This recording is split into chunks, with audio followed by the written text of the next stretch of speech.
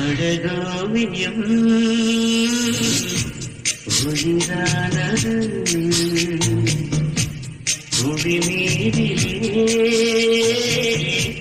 நடமாடுது கவியாயிரம் மனம் பாடுது புது காவியம் அரங்கேறுது லவ்லி மோனாலிசா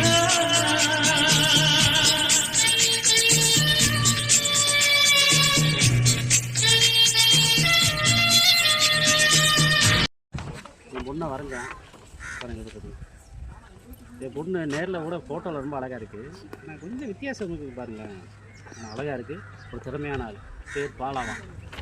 இந்த அணைக்கு வந்தால் பாருங்கள், அவர் அங்கேயே தான் பாருங்கள். அவருக்கு ஒரு வாய்ப்பு.